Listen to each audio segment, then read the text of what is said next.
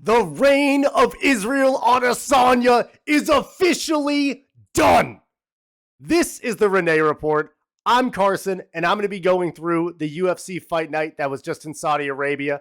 Did anyone else just happen to realize in the middle of the card happening that it was in Saudi Arabia and the fights were at noon? Because that was me when I realized that Pavlovich and Rosenstrike were in the middle of their fight, and I was over there watching YouTube for no reason on my phone and went, oh shit, I need to get on this. So I was a little bit late to the party. I'm not sure if anyone else was. Let me know if you were down below.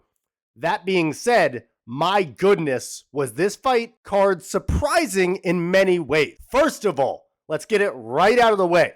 Israel Adesanya loses in a very early TKO finish by Nasruddin Imavov in the second round. He looks absolutely distraught as the fight is over. One of the people watching with me, shout out to Leslie, thought that he was going to retire in the ring after this loss, and man, it kind of looked like it. He was disheveled.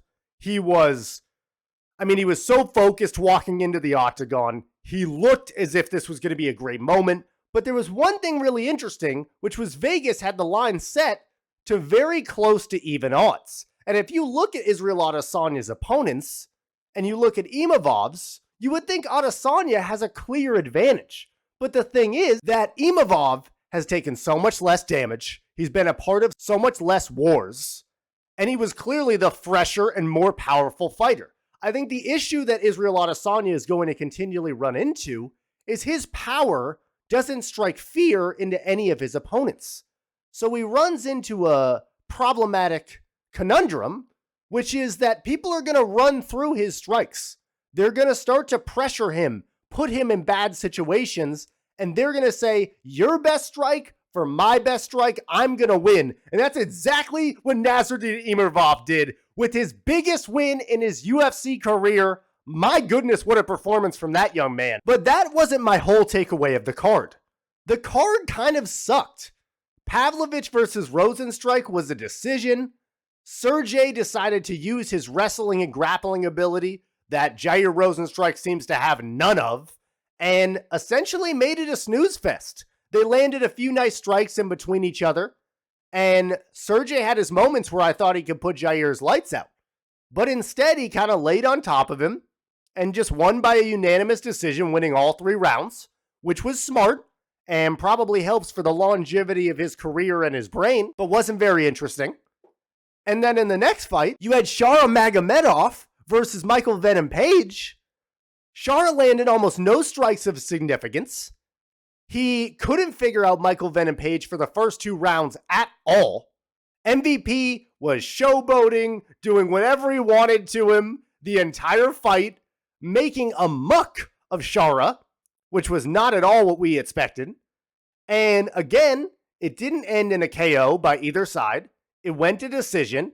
It was a fantastic performance by Michael Venom Page, MVP, that will certainly ascend his UFC career that started a little rocky and slow and is definitely going to have some momentum now. But it wasn't overly interesting. And thank goodness for Imavov turning it around and making it a card worth watching. Because before that, I think I could have went to bed. Genuinely. Israel Adesanya did not retire, but where is his next steps? I mean, he was ranked 2nd coming into the fight, so he's still going to be ranked relatively high, probably 5, 7, 8. But there is a real gap in his development as a fighter, and he has plenty of money. He's done everything you could expect him to do. He's still going to be in the UFC Hall of Fame. I mean, how much hunger does he have left, or are we on the very back end of Israel Adesanya's career? That was kind of my main takeaway in this fight card in general. Who do you guys think Israel Adesanya is going to fight next? Where do you think Pavlovich is going to go from here? Is Jair Rosenstrike washed? Let me know all your thoughts and your takeaways from this fight card down below. Like, subscribe, comment, and interact, and I'll comment and interact right back with you. This is the Renee Report. I'm Carson. Thank you so much for listening, and I'm out. Peace.